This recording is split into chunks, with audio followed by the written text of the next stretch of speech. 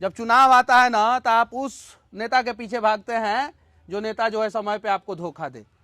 जाइए लोग ना विधायक जी लोगों के पास, सांसद जी लोगों के पास। अभी 130 स्कूल है, मतलब कि कम से कम 50,000 बच्चों का भविष्य बर्बाद हो जाएगा। पार्टी की बात हटाइए, जब मधु कोड़ा निर्दलीय से झारखंड में मुख्यमंत्री बन सकते हैं जी सर, तो मनीष कश्यप निर्दलीय से बिहार का मुख्यमंत्री क्यों नहीं बनेगा? तो वही तो हम बोले हैं कि पार्टी छोड़ने निर्दलीय से आइए। ये संविधान का नियम है। जी जी। कमाल का रिकॉर्ड बिहार ने शिक्षा विभाग में बना दिया है। 3 महीना में 4 शिक्षा मंत्री को बदल के प्रोफेसर चंद्रशेखर, उसके बाद से आलोक मेहता जी बने, उसके बाद से प्रभार में विजय चौधरी जी थे, उसके बाद से अभी सुनील कुमार जी बने हुए हैं। और शिक्षा विभाग में किस प्रकार से भ्रष्टाचार है वो आप सभी को पता है, उसके बारे में मैं कुछ नहीं बोलना चाहता हूं। लेकिन नए शिक्षा मंत्री जी से हाथ जोड़ के एक विनती है कि अभी मेरे पास जो गांव में प्राइवेट स्कूल चलता है उसके संचालक हैं। इन लोगों के स्कूल का फीस जो है वो 100 रुपया, 150, 200, 300 रुपया रहता है और गरीब के बच्चों को पढ़ाते हैं। जो गरीब चाहता है कि सरकारी स्कूल में जाके खिचड़ी खा के मेरा बेटा जो है मजदूर ना बने, और उस गरीब के पास पैसा ज्यादा नहीं रहता है कि बड़े बड़े कन्वेंट स्कूल में पढ़ा सके, तो वो गांव के करकट में चल रहे या छोटे छोटे घरों में चल रहे प्राइवेट स्कूलों में बच्चों को पढ़वाते हैं। अब नया नियम आया है, ऑल वेदर स्कूल चाहिए और तभी आपको QR कोड दिया जाएगा। तो ऑल वेदर स्कूल के लिए खाली यही लोग क्राइटेरिया थोड़ी फुलफिल करेंगे, उसके लिए तो सरकारी स्कूल को फुलफिल करना चाहिए, जिसमें बाढ़ के दिन में पानी घुस जाता है, ऊपर छत नहीं है, और 8वां क्लास तक स्कूल में 2 क्लासरूम है, 12वां क्लास तक हमारे गांव में स्कूल खुल गया और 12 क्लासरूम नहीं है।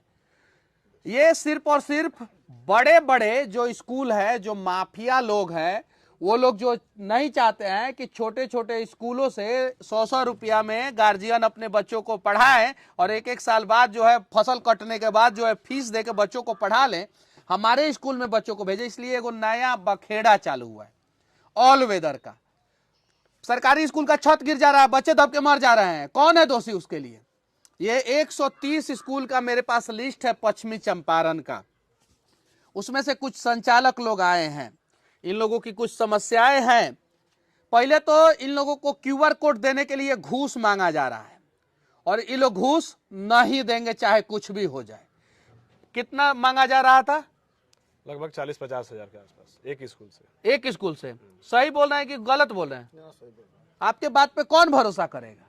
काहे कि आप सरकार में थोड़ी हैं, आप हैं सरकार में, कौन भरोसा करेगा सर आपके बात पे? अभी तक जो हमारे संचालक बंधु जो हमसे जुड़े हुए हैं, हाँ। उनके पूरे के पूरे बिल्डिंग हाँ। पक्का है। हाँ। लेकिन उन्होंने भी घूस नहीं दिया है। हाँ। तो उन्हें भी QR कोड नहीं दिया गया। पूरा बिल्डिंग पक्का है? पक्का है, फिर भी उनको QR कोड से वंचित किया गया है। हम बोले थे ना के पाठक जी, फिर से हम आपको चैलेंज कर रहे हैं।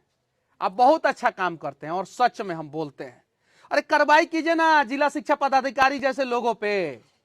मेन भ्रष्टाचार का शुरुआत शिक्षा विभाग में वहीं से हो रहा है, पश्चिमी चंपारण में है हम। एक बार कार्रवाई होना चाहिए, एक बार जांच भी होना चाहिए। हमारे कॉलोनिया में जो है शिक्षा विभाग का कार्यालय है, 12 बजे रात तक काम हो रहा है। काम हो रहा है, एक बार जांच हो जाए। हम ही नहीं कह रहे हैं, अच्छा काम हो रहा है, 12 बजे रात तक अच्छा काम हो रहा है तो भारत रत्न का एगो टुकड़ा देना चाहिए। कर्पूरी ठाकुर के बाद जो है बेतिया के जो जिला शिक्षा पदाधिकारी है उनका नाम रेकमेंड किया जाए भारत रत्न के लिए। सही है कि नहीं? बहुत अच्छा काम कर रहे हैं शिक्षा विभाग में, और नहीं कर रहे हैं तो कार्रवाई किया जाए। हम ही थोड़ी बोल रहे हैं कि वो भ्रष्ट है, हम बोल रहे हैं कि अगर ईमानदार हैं तो भारत रत्न का एगो टुकड़ा कर्पूरी ठाकुर के बाद उन्हीं का नंबर लगा दिया जाए। अगर ईमानदार नहीं है तो कार्रवाई किया जाए। 130 स्कूल का लिस्ट है मेरे पास, देखिए ये देखिए पूरा 130 स्कूल का लिस्ट पूरा। इसमें से बहुत सारे लोग नहीं आए हैं, लगभग मझौलिया के ही हम लोग मिले हैं, लगभग मझौलिया के ही स्कूल के संचालक, क्योंकि कल रात में बातचीत हुआ था। अब कमाल की बात यह है कि मार्च 18 तारीख हो गया, जैसे अप्रैल आएगा गार्जियन आएंगे, टीसी दीजिए, और इन लोगों के पास QR कोड नहीं है, टीसी नहीं दे पाएंगे, बच्चा का भविष्य बर्बाद हो जाएगा। एगो बच्चा नवोदय स्कूल में पास हो गया था, आपके स्कूल का ना, दीजिए तो क्या हुआ था? मेरे स्कूल का नाम अनन्या पब्लिक स्कूल है। इसके पिछले साल एक लड़की दीक्षा कुमारी शाहबाजवा की नवोदय में पास हो गई थी। उस पे काउंटर साइन कराने के लिए टीसी पर सिग्नेचर भी हो गया था और हम लोग को पता नहीं था कि क्यूआर क्या होता है, ना कोई किसी तरह से हम लोग को कहा गया था। ऐसे तो मैं जानता हूँ कि सरकारी स्कूल भी केवल यू-डैश कोड पर चलता है। हम लोग को सरकार के द्वारा 2 ठो कोड मुहैया कराया गया था, जिसको यू-डैश कहते हैं और एक ठो WCMEAJ।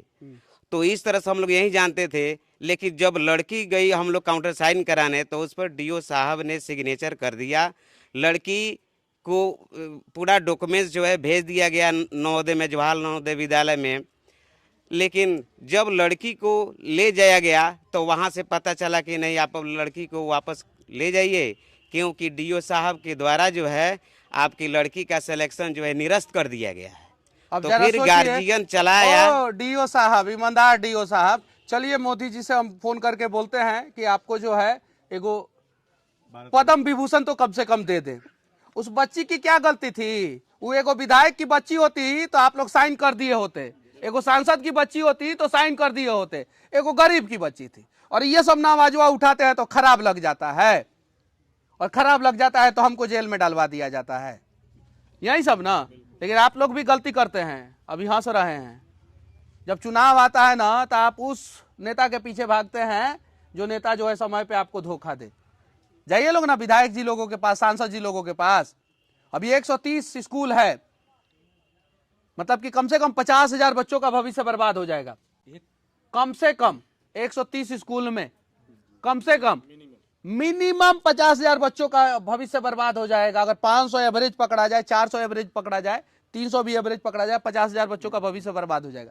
50,000 बच्चों का भविष्य क्यों बर्बाद होगा भाई? आज जो नियम लगाना है, आज से इंप्लीमेंट करना है, उसकी शुरुआत 3 साल पहले से कीजिए कि हम 3 साल बाद हम ये तुमसे ढूंढेंगे और किसी भी हाल में ढूंढेंगे।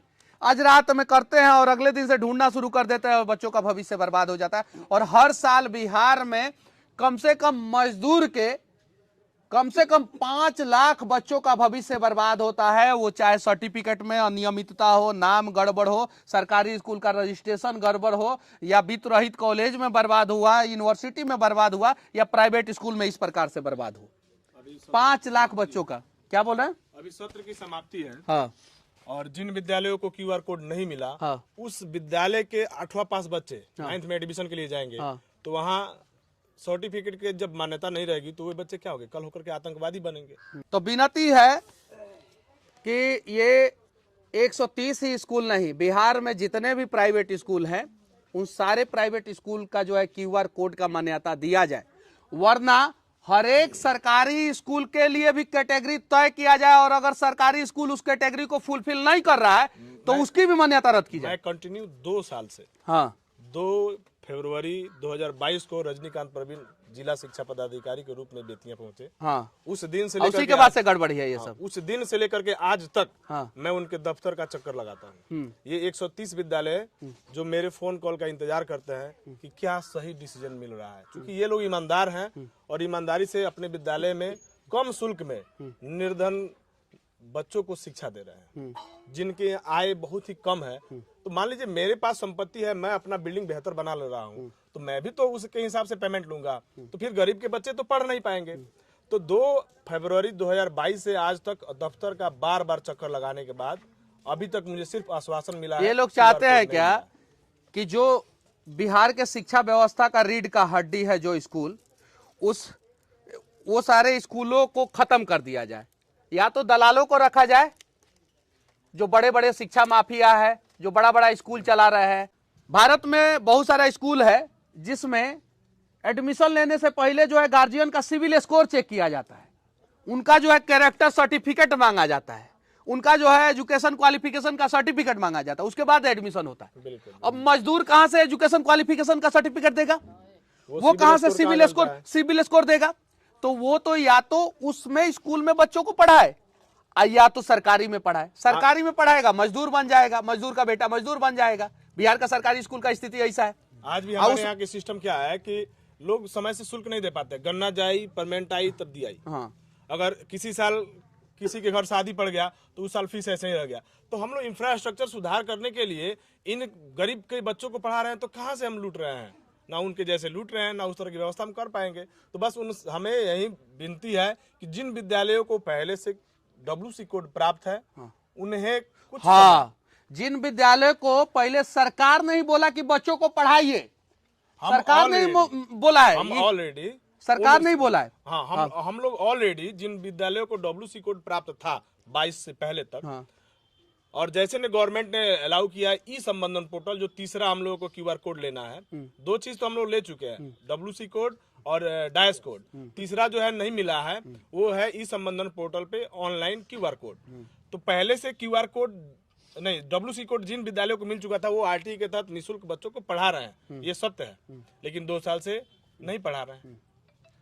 तो चलिए ठीक है, हम लोग प्रयास करेंगे, हम पे भरोसा है, बिल्कुल है। तो हमारा साथ दीजिए। चुनाव है तो चुनावी बात हम भी कर सकते हैं।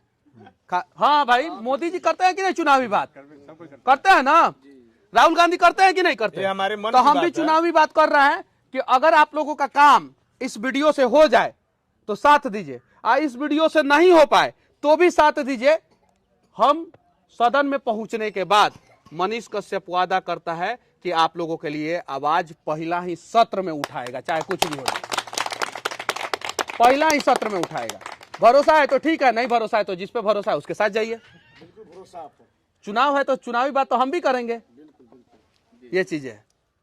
ये चुनाव में खुल हम तो आए खुल के, अब कितना खुल के आए? डिसीजन हुआ कि तो एकदम पार्टी से ही वोट दीजिएगा, तो जाइए पार्टी के पास। सुनिए 1 मिनट, हम बता रहे हैं, 1 मिनट, 2 मिनट नहीं, पहले 1 मिनट। पार्टी से अगर हम आएंगे, हम आपकी बात नहीं करेंगे, फिर पार्टी का बात करेंगे। 1 मिनट सर, 1 मिनट हमसे सुन लीजिए, फिर आपका बात क्या करेंगे? पार्टी बोलेगा इस मुद्दे पे बोलना है मनीष कश्यप, तो उसी मुद्दे पे बोलेंगे, हम इस मुद्दे पे नहीं बोलेंगे। और अगर आप भेजिएगा तो हम आपके मुद्दे पे बोलेंगे और किसी भी पार्टी से लड़ जाएंगे। तो आप निर्दलीय आइए या अपना पार्टी बनाइए, उसमें हम आपका योगदान करेंगे। बोलिए। चलिए ठीक है, देखते आप हैं। अपना एक पार्टी क्रिएट कीजिए, तब चलिए ठीक है, देखते हैं। तिरवा लेवल पर ही अपना एक पार्टी के नाम रखिए, और उसमें जो योगदान हो, जैसे हो, हम आपके साथ साथ घूमने के लिए चलिए। तैयार हैं। बोलिए। ठीक है, लेकिन जब चुनाव में आना है तो आइए। एकदम आएंगे, एकदम आएंगे। इसलिए हम पूछे कि अभी मतलब क्लियर नहीं है कि आप हाँ, किस पार्टी क्लियर से है। आ रहे हैं। हमारा नहीं, सब निर्दलीय क्लियर है ना? हाँ क्लियर है। निर्दलीय आइए। पार्टी की बात हटाइए। जब मधु कोड़ा निर्दलीय से झारखंड में मुख्यमंत्री बन सकते हैं, जी सर। तो मनीष कश्यप निर्दलीय से बिहार का मुख्यमंत्री क्यों नहीं बनेगा? तो वही तो हम बोले हैं कि पार्टी छोड़िए, निर्दलीय से आइए। ये संविधान का नियम है। जी जी।